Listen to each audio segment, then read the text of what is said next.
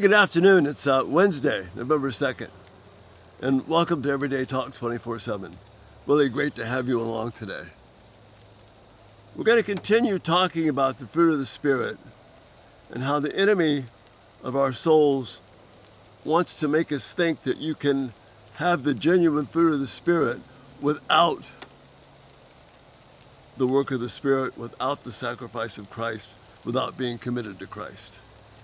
So we've been talking about love. And love is one of those things that the world, one of those concepts that the enemy likes to make us think that we can love apart from what it means to know and trust God. That we can love apart from being totally committed to God. That's his game plan, to trick us into thinking that it's possible to love without loving God first and foremost. So each of these qualities of the Spirit's fruit, love, joy, peace, patience, kindness, goodness, faithfulness, those things, they are achievable only through the genuine work of the Spirit and being committed to God first. We've got to hang on to that. So we've talked about several ways that love is genuine, that it's based on commitment, not based upon emotion. It's based on giving and not getting. But one common theme here, and that's what we're going to talk about today, is love and emotion. And I chose the thumbnail particularly because you've got this kind of a murky thing. You see the fog in there in the ocean, and you start to, it's hard to distinguish what is real love and what is something that is kind of masquerading as love and that can easily pull me off track.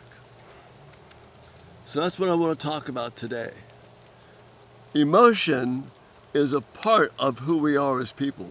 God made us to be emotional people. But what God designed emotions to do was to protect us. And I've talked about that many times before. But the job of emotions is to protect us. Instead, when our priorities are off, when we use emotions wrongly, our emotions don't protect us. They can savagely attack us and deceive us, which is, again, the enemy's plan. Love that is genuine will produce emotion, but it is emotion that flows from giving yourself to God.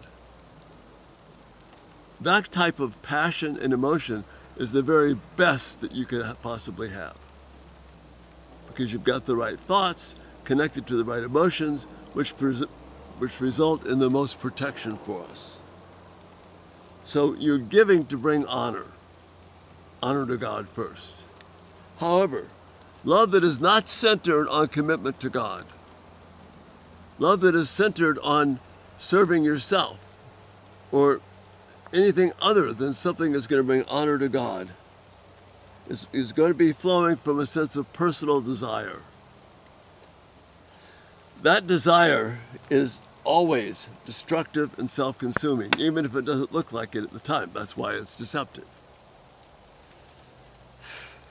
You see, we're giving in the wrong sense to get honor and praise and pleasure back for ourselves. I'm giving to get what I need. That's how the world masquerades love. It makes us think that we're getting this back for ourselves. But in reality, it's bitter fruit, because that which we place so much hope in turns around and consumes us and destroys us.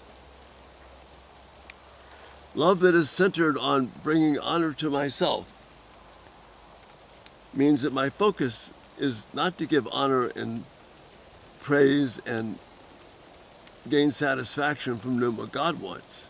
Rather, it's to gain satisfaction from what I think will bring me pleasure, what I think will bring me understanding.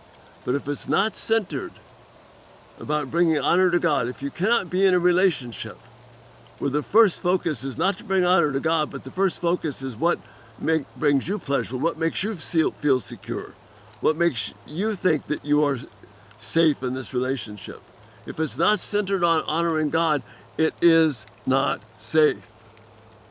That's not some rule, that's just reality. it will destroy us.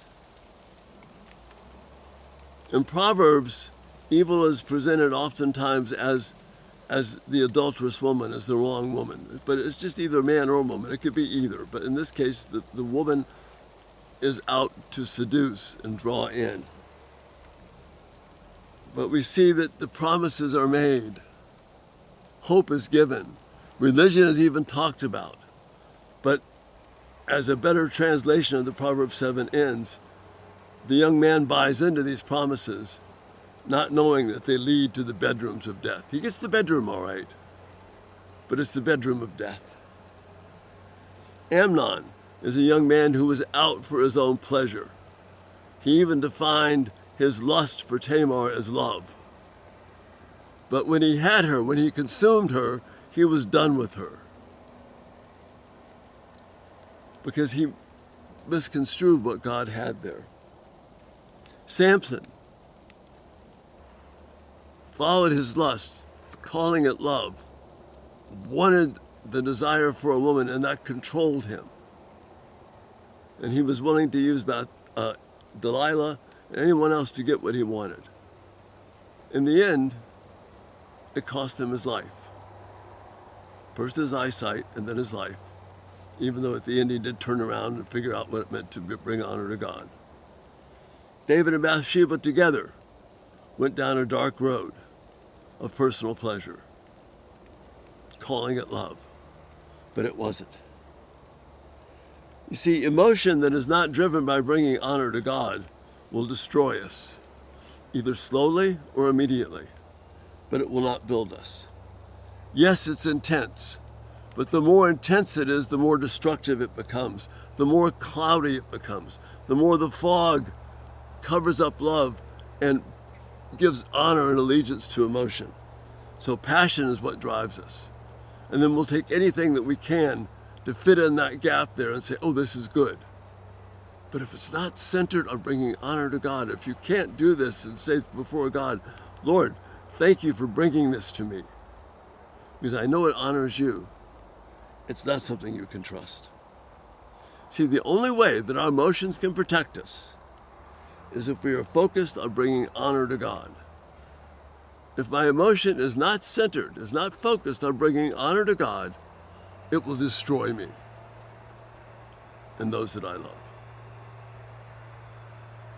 That's just a very brutal, simple fact.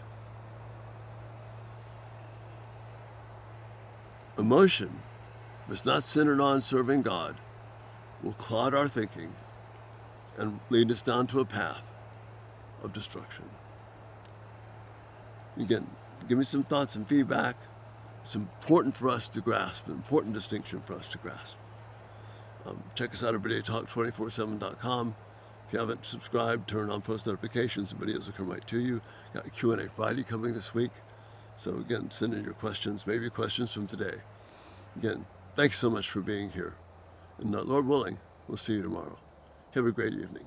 Bye-bye.